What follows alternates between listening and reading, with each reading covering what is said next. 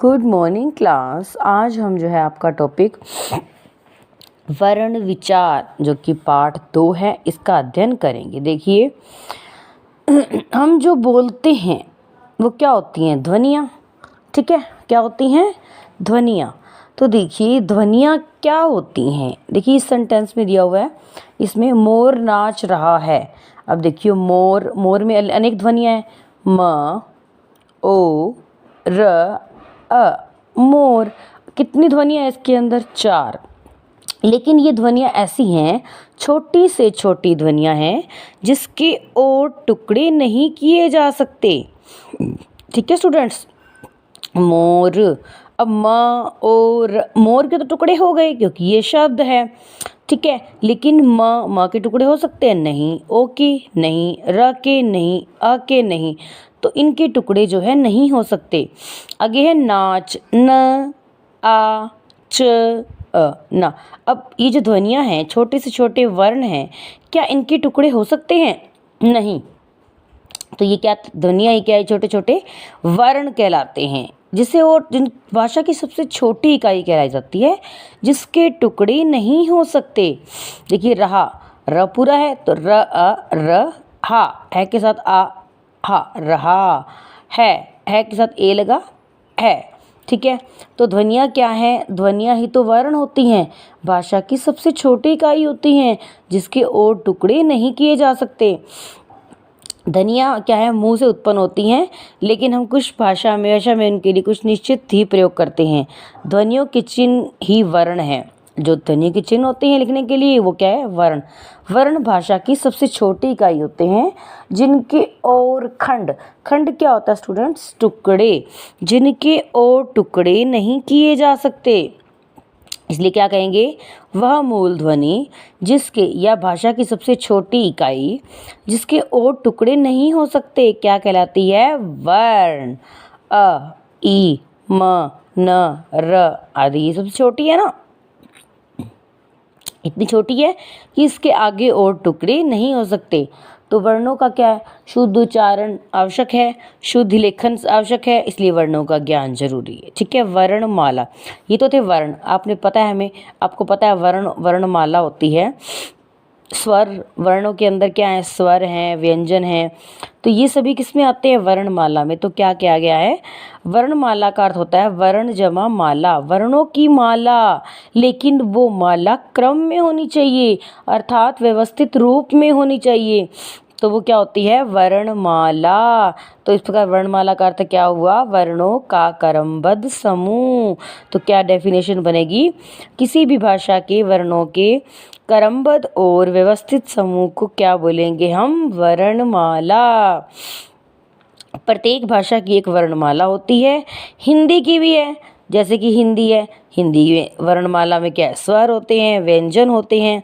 ठीक है, स्वर क्या होते हैं? देखो स्वर भी होते हैं जिन वर्णों के उच्चारण में वायु बिना किसी बाधा के, अर्थात जिन वर्णों के उच्चारण में हमें अन्य वर्णों की सहायता, किसी अन्य वर्ण की सहायता नहीं लेनी पड़ती, या कह सकते हैं एक और भी कि जिन वर्णों के उच्चारण में श्वास वायु हम जब बोलते हैं बिना किसी बाधा के मुख से बाहर निकलती है, क्योंकि हमने उनके उच्चारण में क्या नहीं किया? अन्य वर्ण की सहायता नहीं ली, अन्य वर्ण की सहायता नहीं ली, तो बेटा श्वास वायु बिना किसी बाधा के निकलेगी। ठीक है, तो वो क्या कहलाते हैं? स्वर। इनका उच्चारण स्वतंत्र रूप से होता है। ओके, आगे देखिए स्वर जो है हमारे, देखिए अ आ ई उ। देखिए ये सभी क्या है? 11 क्यों कहा गया? देखो अंग और आह को स्वरों की श्रेणी में नहीं रखा जाता। ओके, जो हमारे अंग और आह हैं, जो हमारे अंग और आह हैं, उन्हें स्वरों की श्रेणी में नहीं रखा जाता, इसलिए क्या है? 11 स्वर हैं। अ आ ई, बड़ी ई, उ री, ए ऐ ओ औ, ठीक है। हिंदी में अब एक आगत स्वर आ का प्रयोग किया जाता है। ये जो है अंग्रेजी भाषा से आया है। ये आ और आ ओ के बीच की जो ध्वनि होती है उसका उच्चारण किया जाता है इसमें। जैसे हमने कॉलेज, तो हम कॉलेज भी नहीं कहते, कॉलेज भी, कॉलेज, ऑफिस, मॉल कहते हैं ना। तो ना आ और ओ के बीच की ध्वनि होती है।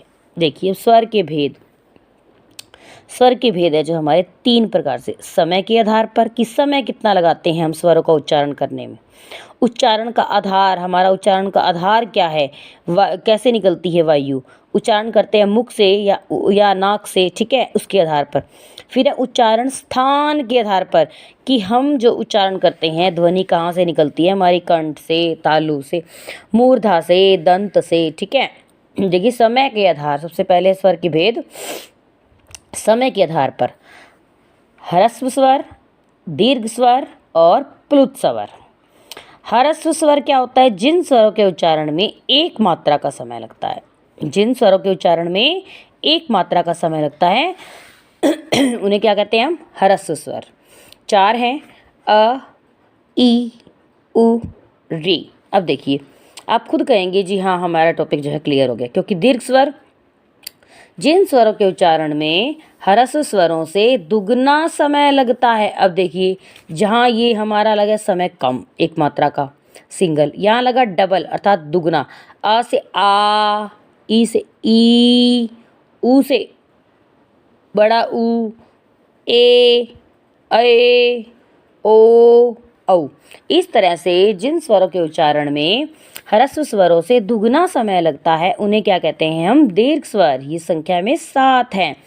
और आगत स्वर आ भी है जो हमारा दीर्घ स्वर में आता है, इसे क्या कहते हैं, आगत स्वर। प्लुत स्वर, प्लुत स्वर के उच्चारण में ह्रस्व स्वरों से 3 गुना का समय अधिक लगता है, 3 गुना समय अधिक लगता है। इस स्वर को दर्शाने के लिए इसके बाद जो है ये चिन्ह लगाते हैं ऐसे, ओम, हरि, सुनो, कहते हैं ना जब हम किसी को पुकारते हैं तो किसका होता है, प्लुत स्वर। लेकिन क्या है कमाल की बात कि प्लुत स्वरों को स्वरों की श्रेणी में नहीं रखा जाता। अब ओ, हरि, सुनो, क्या आपने देखा ये स्वर हैं, तो इन्हें स्वरों की श्रेणी में नहीं रखा जाता। उसके बाद है उच्चारण के आधार पर स्वर भेद। उच्चारण के आधार पर क्या होगा, निर्नुनासिक, अनुनासिक। निर्नुनासिक, निर अनु अर्थात निर नहीं बोलते कि जब स्वरों का उच्चारण केवल मुख से होता है। निर्नुनासिक जब स्वर हम उच्चारण करते हैं सिर्फ मुख से होता है, उनका मुख का प्रयोग करते हैं। अनुनासिक जिन स्वरों का उच्चारण मुख और नाक दोनों से, जब देखिए बिंदु या चांद बिंदु लग जाता है तो हम किसके उच्चारण करते हैं, मुख और नाक से, ठीक है, दोनों से। अंग, आ, चांद, पंख बनाते हैं ना हम। तो जिन स्वरों का उच्चारण में केवल नाक मुख से प्रयोग होते हैं, ए सिर्फ मुख का प्रयोग हुआ, इसमें कहीं नाक का आया नहीं। आ, ई, तो निनुनासिक जो स्वरों का उच्चारण केवल मुख से होता है। अनुनासिक जो स्वरों का उच्चारण मुख और नाक दोनों से होता है, उन्हें अनुनासिक, ठीक है। तो इन स्वरों को मैंने आपको बताया था, इन स्वरों को लिखने के लिए अनुनासिक का चिन्ह चंद्र बिंदु लगाया जाता है। लेकिन यदि मात्रा शीर्ष रेखा के ऊपर लगती है तो चंद्र बिंदु को बिंदु के रूप में ही लिखते हैं। जैसे मैं, मात्रा आ गई है तो क्या सिर्फ बिंदु ही आएगा। जो अनुनासिक है हमारा, देखो ये देखो चांद बिंदु है ना, प्रारंभ, मध्य और अंत सभी स्थितियों में जो है आ सकते। उच्चारण स्थान के आधार पर किसी वर्ण के उच्चारण में जिस अंग का प्रयोग किया जाता है उस वर्ण का क्या कहलाता है, उच्चारण स्थान। देखिए कंठ क्या होता है, जिन स्वरों का उच्चारण कंठ से होता है, कंठ से, गले से, कंठे ए और आ है जैसे कि, ठीक है। तालव्य जिन स्वरों का उच्चारण तालु से होता है उन्हें तालव्य कहते हैं, ई और ई। मूर्धन्य जिन वर्णों का उच्चारण मूर्धा से होता है उन्हें मूर्धन्य कहते हैं। जिन वर्णों का उच्चारण होठ से होता है उन्हें ओष्ठ्य कहते हैं। और जिन वर्णों का उच्चारण कंठ और तालु दोनों से होता है उन्हें कंठ तालव्य, ए और ऐ कंठ तालव्य स्वर है। कंठोष्ठ्य जिन वर्णों का उच्चारण कंठ और ओष्ठ दोनों से उन्हें कंठोष्ठ्य कहते हैं, ठीक है। अब आपको पता है स्वरों की मात्राएं क्या होती हैं, ए की कोई मात्रा नहीं, आ, ई, बड़ी ई, ऊ, बड़ा ऊ, री, ए, ऐ, ओ, औ। आपने सब जो है छोटी क्लासों में ये पढ़ा है। तो आगे हम जो है कंटिन्यू करेंगे। Okay, bye students.